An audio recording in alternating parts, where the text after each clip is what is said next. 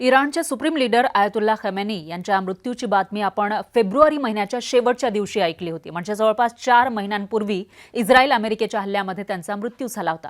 पण त्यांच्या हत्येच्या 125 दिवसानंतर त्यांच्यावर अंत्यसंस्कार केले जाणार आहेत। 4 ते 9 जुलै असे 6 दिवस आयतुल्ला अली खमेनी यांच्या पार्थिवावरील अंत्यसंस्कार सोहळा आयोजित करण्यात आलाय।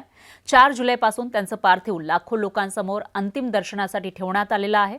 तर 9 जुलैला म्हणजे त्यांच्या मृत्यूनंतर तब्बल 130 दिवसांनी त्यांचा दफनविधी होणार आहे। आधुनिक इतिहासातील सर्वात वेगळ्या अंत्यसंस्कार व्यवस्थांपैकी एक मोहीम इराणनं कशी पार पाडली याचं सगळ्यांनाच आश्चर्य वाटतंय।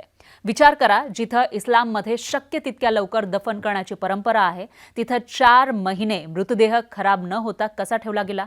हे कसं शक्य झालं? यामागचं विज्ञान, धर्म आणि सुरक्षा व्यवस्थेचं गणित तुम्हाला थक्क करून सोडेल। एखाद्या सामान्य माणसाचा मृतदेह जतन करण्यासाठी एम्बामिंग म्हणजेच केमिकल इंजेक्शन दिलं जातं। यामुळे डेड बॉडी 1 ते 2 आठवडे चांगल्या अवस्थेत राहू शकते। पण तेच एखादा मृतदेह अनेक महिने जतन करण्यासाठी फक्त एम्बामिंग पुरेसं नसतं। खमेनींचा मृतदेह 4 महिने खराब होऊ नये यासाठी इराणनं त्यांचा मृतदेह रासायनिक एम्बामिंग न करता धार्मिक बाबींसोबतच अत्याधुनिक मेडिकल रेफ्रिजरेशनचा आधार घेतलाय। खमेनी यांचा मृतदेह सतत 2 ते 4 अंश सेल्सिअस तापमानामध्ये ठेवण्यात आल्याचा दावा आहे, जिथे तापमान, आर्द्रता, हवेचा दाब प्रत्येक गोष्टीवर संगणकाद्वारे नियंत्रण ठेवण्यात आलं होतं। म्हणजे 4 महिने मृतदेह नैसर्गिक अवस्थेमध्ये टिकवण्याचा प्रयत्न झाला। पण तुम्ही ऐकलं असेल, इस्लाममध्ये तर 24 तासांमध्ये दफन करण्याची परंपरा आहे।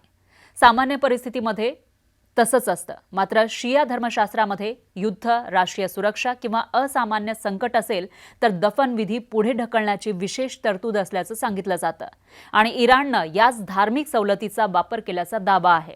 मग दफनविधीसाठी एवढा उशीर का, असा प्रश्न सामान्यांना पडू शकतो। याचं कारण देश युद्धाच्या छायेत होता। अमेरिका इस्रायलच्या हल्ल्याची भीती होतीच, पण इराणमध्ये काही अंत्ययात्रांमध्ये चेंगराचेंगरीच्या घटनाही घडल्यात। सार्वजनिक अंत्ययात्रेमध्ये लाखो लोक रस्त्यावर उतरल्यामुळे 1989 मध्ये आयतुल्ला खामेनी यांच्या अंत्ययात्रेमध्ये गोंधळ उडालेला होता। याशिवाय 2020 मध्ये जनरल कासेम सुलेमानी यांच्या अंत्ययात्रेमध्ये चेंगराचेंगरीत अनेकांचा मृत्यू झाला होता। म्हणून यावेळी प्रशासनानं प्रत्येक पाऊल आधीच आखून घेतल्याचं सांगितलं जातं। अंतिम दर्शनात सुद्धा विशेष व्यवस्था करण्यात आली। जेव्हा शवपेटी सार्वजनिक दर्शनासाठी ठेवण्यात आली, ती साधी नव्हती। विशेष क्लायमेट कंट्रोल्ड ग्लास एन्क्लोजरमध्ये ठेवल्याची माहिती आहे। बाहेर लाखोंची गर्दी, पण आतमध्ये तापमान सतत नियंत्रित ठेवण्यात आलं, कारण अंतिम दफनविधी होईपर्यंत मृतदेह सुरक्षित ठेवणं हेच आता सर्वात मोठं आव्हान आहे।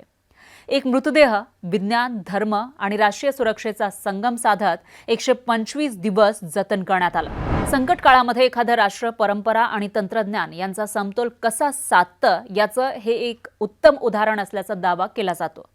याविषयी तुमचं मत काय, कॉमेंटमध्ये नक्की कळवा।